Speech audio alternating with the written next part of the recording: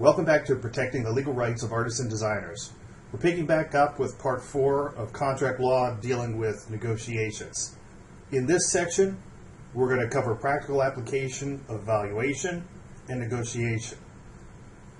How do you put a value to what you do and how to get clients to pay you what you're worth? With negotiations, you're trying to set your expectations as well as those of your customers and clients. You want to make sure that any agreement includes what you want and says what you think it does. How do you get a contract? A good contract, I should say. Small hint, the magic isn't in the writing part. We're going to talk about magic words when we're dealing with contracts. And there are 2 magic words for drafting contracts. 2 magic words. No and no. N-O and K-N-O-W. We'll start with the second one first. K-N-O-W, know who you're dealing with and know what you want. Prepare. You want to do research. You want to prep for the negotiations. Figure out what's important to you and what you need to have in your contract in order to get what you want and what you need. And then there's no, N-O, meaning value yourself. Be willing to say no. That doesn't mean say no, but be willing to say no. Know what you're worth, put a value on that, and at a certain point, be willing to walk away from a deal if it's not going to be worth it to you.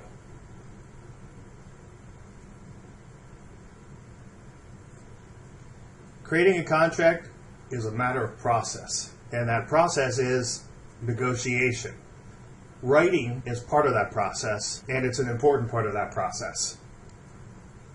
Normally I put this visual up on the screen and I'll ask my students, what is this? So, what is this? Why is this here? And usually I wait and the students will say, oh wait, is that toothpaste? I say, yes, that's toothpaste. And I'll ask again, why is it here? And everybody kind of scratches their head, and then I'll reveal it to them, and I'll say, it's too hard to put the toothpaste back in the tube once it's out. And then normally I'll get a whole bunch of quizzical looks and people shaking their head and still wondering what that's supposed to mean. And here's what that means. When is the best time to put things in writing? At the beginning of the relationship, before the toothpaste is out of the tube. Once you start performing, once you take action, it's harder to go back and put everything into writing. The best time to put things in a contract in writing is at the beginning of a relationship before you start to do the work. It's too hard to put that toothpaste back in the tube. Remember that when you're dealing with your clients and customers. Don't write your contract in blood. Don't make an agreement that's going to kill you. You don't want to put terms into your contract that are going to be so impossible that for you to complete your work, it's not going to be worth it. There's only so much of you to go around. Be mindful of the cost, what it's going to take in time, energy, and effort. And here's the thing. Of all the areas of law, contract law is one that you have the most control over. You can control the expectations, and you can control the outcomes. Be willing to value yourself and to say no. Lots of times I get students asking me the question, should I work for free? And my answer is always unequivocally, no. Maybe. So I've got that little asterisk up there for a reason. Remember, in this context, no means value yourself. Be willing to say no. Should I work for free? Your answer should be no most of the time. It can be yes, but you want to think about the consequences or the outcome. Who's asking you, and what are you going to get, and what resources will it take? This all ties into the other no, K-N-O-W. Know what you're getting yourself into. So, taking a look at who is asking. Figure out what the relationship is. What if the person that's asking you is mom? The answer is going to be yes. Other family, Well, you may want to think hard about that. What if it's a friend? And not just a Facebook friend. You may say yes if you owe them or you know them. And again, I'll say value yourself. Think hard about it. What if it's a business? What if it's a good cause? Again, I'll say think hard about it. It could also be where you've got a friend who's connected to a business and they're going to ask, and you have to weigh it and balance it. What value does their request bring to you, and what benefit are you going to receive? Pay attention to the relationship with any of these. What's the benefit? What's the cost? And what's it worth to you? Remember your magic words. No and no. Maybe. That takes us to our next question. What are you going to get? Look at your expectations, what the process is, and what the consequences are. A lot of times when somebody wants you to work for free, meaning they're not going to pay you money, they're going to try and offer you something else of value. Maybe they're going to say, oh, well, you're going to get such wonderful exposure from this, you're going to build your portfolio, and this will be a great experience. That is crap. Unless there's some specifics and there's a relationship that's there, I would tell you there's not much value to that. Maybe instead of money, they're going to offer you future business. And guess what? That is crap. Unless there are some specifics. If someone's going to offer you business in the future, say, that's great. Let's put that in writing right now that you're going to give me that business, and put those details in writing. If they're not willing to do that, then there's no real value to it. Oh, I'll get you next time really doesn't mean anything unless they're willing to commit to it. Maybe the thing of value that you're going to get instead of money is that altruistic, warm, fuzzy feeling. And with that, it's okay to be a do-gooder. Value doesn't mean money all the time, but make sure that you balance that out with the costs. Time is the most valuable thing that you have, and how you choose to spend that matters. If you're taking time away to do one project, you're taking time away from other projects. So be mindful and be careful of that. And maybe the thing of value is that you can offer your services as a donation or a contribution. So you'd be able to take it as a tax write-off. All of this thinking falls under no. N-O, maybe. Again, you want to think about this and value yourself before you go ahead and commit yourself to this. That's going to bring us to our third question. What resources will it take? What is the cost going to be? Again, thinking about expectations, process, and consequences. Who pays for materials, insurance, extra labor, delivery and transport? How much time will this need? Budget and limit the time that you're going to spend. Who owns the rights to the final product? Is it going to be a gift? Will it be some sort of royalty? This is only for a certain amount of time where you're loaning it and then they're going to return it? Or do they have a limited use license on it? Factor in what happens to all of these resources because it's going to affect you. This all falls under no, K-N-O-W. Do your research, do your homework. So, should you work for free? Yes, it's okay to work for free if you know what you're really getting. You know what you're getting yourself into, and be willing to walk away. Be willing to say no. Put a value and put a limit on it. That's going to bring us back to contracts and negotiations. And with the negotiations part, normally I share a video with my students in the classroom. Here I'm posting this on YouTube, and I'm hoping that it's not going to be taken down. This is from a television show called Shark Tank. More than likely, this show's been around long enough that you've heard about it, and you've probably seen some of their episodes. The main theme of the show is where they have investors who are negotiating with entrepreneurs to take part ownership of their business in exchange for their services, resources, and experiences, and hopefully for a benefit to all concerned. Normally I share this video with the class and I instruct them to take a look at these deal with potential investors. I got an offer that you won't believe. For the low, low price of just 10 grand, you get a quarter of my company, you understand? You go to my site, you describe a cat, I draw it, I mail it, it's as easy as that. I'd invest if I were you, and I want to draw a cat for you.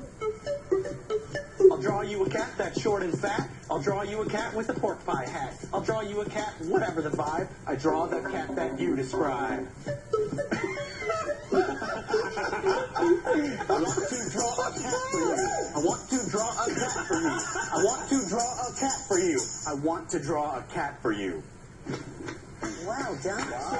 Love the dancing. Thank you. Oh my God, I saw. That's my signature move. Now, What happens if you're walking outside and a meteorite crushes you into road pizza? Steve, you convinced me you're a very creative guy, but am I buying into Steve, the creative guy, taking a leap of faith and saying, let's go, baby, we'll figure out the business tomorrow? Or are you trying to sell me the cat business? I'm trying to sell you the cat business and a partnership with me. I have so many ideas which will seem at face value equally as stupid as this. It's obviously PR is the big push because you're not out there spending money to drive people to your website. Yeah, there are no cat drawing fairs or... So tell me about the publicity process. So I'm a real hustler for everything I do. I tend to bring a lot of press attention to what I do on a local level. I emailed Groupon. I knew they had a cat mascot, and I said, hey, I draw cats. You guys want to do a Groupon for this? I got a response the next day. And then, on Black Friday, we launched it, and it was one of their most successful. It sold out very quickly. And how many did you commit to do? Well, the nice thing about Groupon is 1,000 people said, I'm buying, but only about half of them ever actually redeemed. So you got to those keep the Groupons. money. Exactly. Look, very interesting, really small dollars. Not investable from my point of view. Can I tell you something, Kevin? You know what Let I'm him going to go say. out. Let him go So I out. want you to go out, and then I want you to go back to your hotel tonight, put your head on your pillow. I promise you, the last thing that's going through your head before you go to sleep is, I want to draw a cat for you. I want to draw a cat for you. I beg you, please, let me do this. I'm out. Okay, I accept it, and I'd like to counter, if I could. So, Steve, you've done a phenomenal job of free PR, but does it worry you that after all this PR, that the net result is 7,000? I'm out. These guys just don't get it. I get it. I love your creativity. Thank you. I'll give you 25 grand for 33%. Just say yes. 25 grand, 33%. Oh, man. Because if you say no, that means you don't really want to work. I'm interested. I'm interested. Hold on. I'm the one that knows technology. I'm the one who gets it. He's done it before. I'm not going to go in a bidding war with a cat guy. Steve, you got to make a call here. No, Mark, I would love to partner with you on this. I want to ask one thing. What's that? Maybe 1 in 1,000 cats. Will you pitch in and draw it for me? Yes. You got to do I love it. You're hysterical. Thank you very much. Like this. Hit it. To the side. Turn right, ready? Turn around. That is ugly. No, it's not. It's good. Congratulations, babe. We're going to do great. We're going to make a lot of money. Guys, it's nice to work with you. Thank you so much, Mike. It's hilarious to me that a silly little joke I started a long time ago has come far enough to where Mark Cuban just became a business partner of mine. Holy freaking cow, that's awesome. Oh my gosh.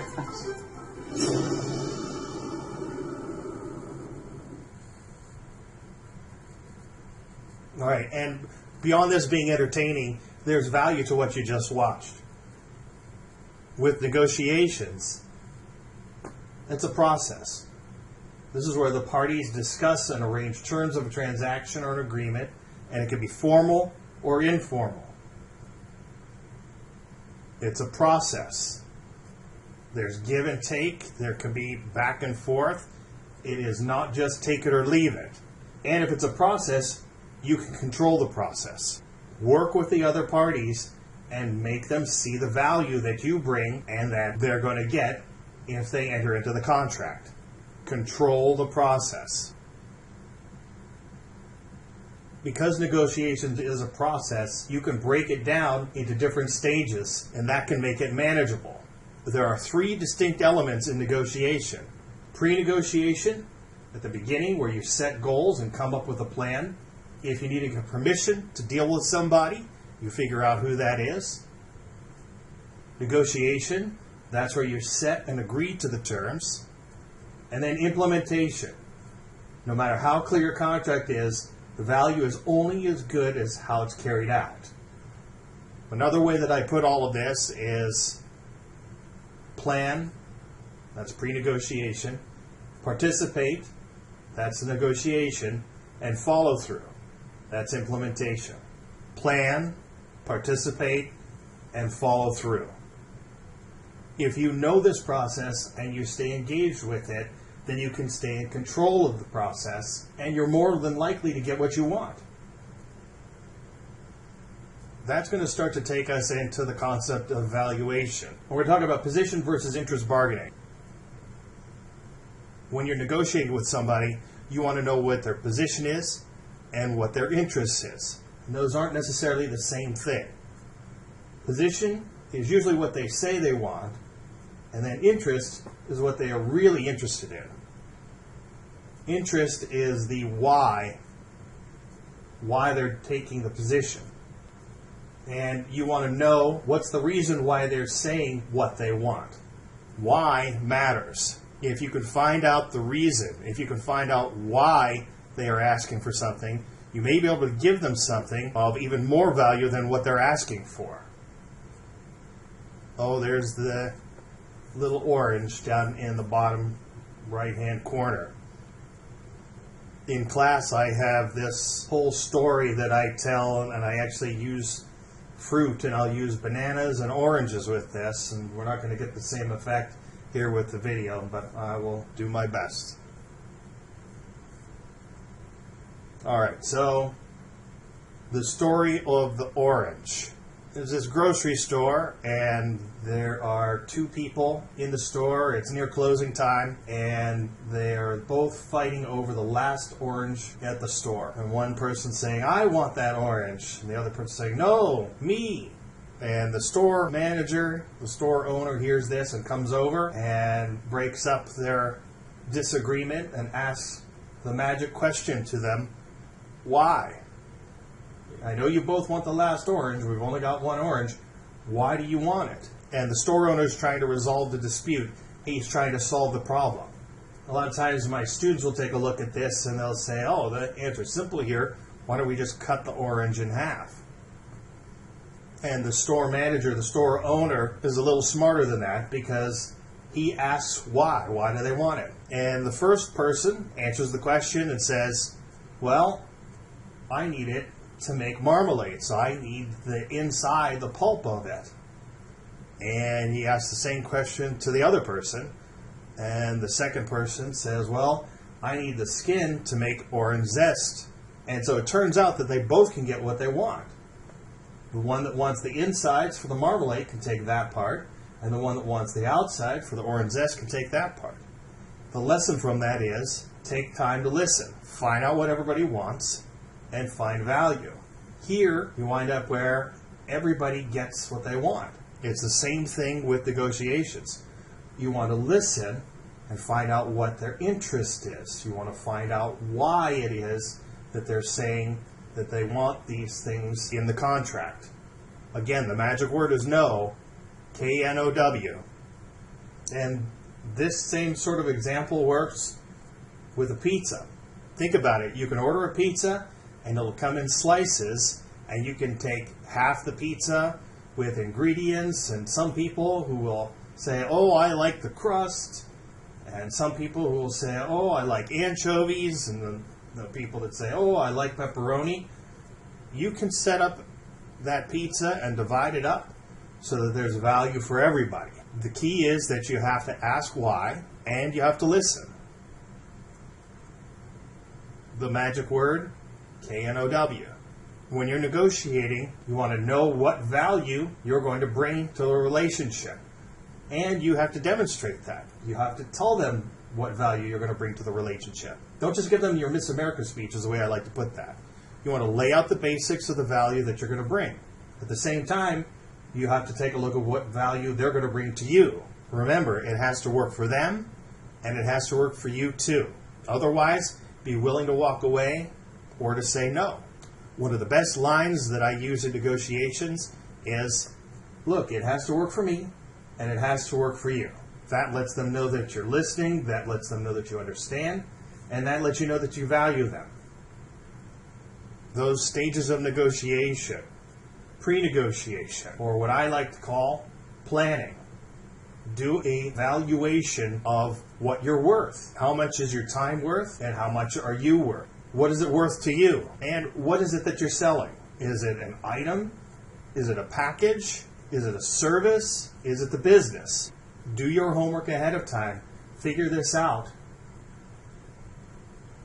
Again, the magic word is no, KNOW. Now, normally when I do this presentation in the class, I go through a lot more details with valuation. We're not going to include that in this part of the course, and I'm not going to hold you accountable for that. I am going to include the information in the slides, and so you'll have that, and you'll be able to download that from GoStudio. But again, I'm not going to hold you accountable for that, and you won't have to be responsible for the mathematics of this when it comes to the quiz. But I am going to put some tools in your toolbox so far as negotiating, how to conduct yourself, and things that you can say that'll help you. So a lot of people will say, gee, I suck at this. What? No, okay. What if you suck at negotiating? And I've had students ask me this. There are things that you can do. Part of what I talked about before was preparation, where you can plan and work things out ahead of time as to what you want. And there are other things that you can do with skills and techniques. You can learn how to do this. If you aren't very good at negotiating, there are things that you can do. If you don't do well at face-to-face, you can do it by email or by text or by correspondence. Just make sure that there aren't any misunderstandings and that you're putting this in writing when everything's said and done. If you're unable to have any sort of productive negotiations, maybe because you're nervous or maybe because it's confrontational, bring in outside assistance. You can have a negotiator or a representative or an agent that would represent you, or you can do mediation where you have somebody there that's going to help facilitate the negotiations. Just make sure if you're going to hire somebody that you balance out the costs versus handling it yourself. If you think it's expensive hiring a professional, try paying for an amateur. And a lot of times that goes in the context of doing electrical work or plumbing in your house, because then you're going to have to pay the professional to come in and fix what you've messed up. The same thing with negotiating. If you really feel that you have a lot to lose, it might be worth it to pay somebody else to come in and help you. You want to figure out what you have to lose, and you have to figure out what your risk tolerance is. So if you are nervous, there are things that you can do to avoid mistakes. You can practice, you can do role playing, you can prepare answers ahead of time and try and anticipate. Key thing is that you don't want to disqualify yourself before you've started. Instead of saying to yourself, I can't do it, say to yourself, well, I've never done it before, but I'm willing to try. Let them be the ones to say no rather than you.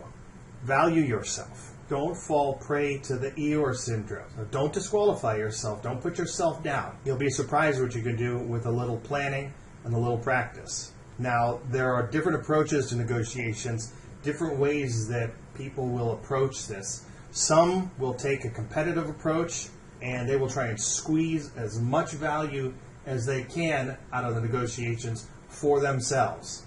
Some will take a cooperative approach, and they'll try and work with you in order to get value for you and value for them, so that everybody benefits. Size up who you're going to be negotiating with, and be aware of what types of tactics and approach are going to be effective. But at the same time, you can still make friends, you can still be respectful, and you can build value into the relationship. All of these approaches work from either side of the table.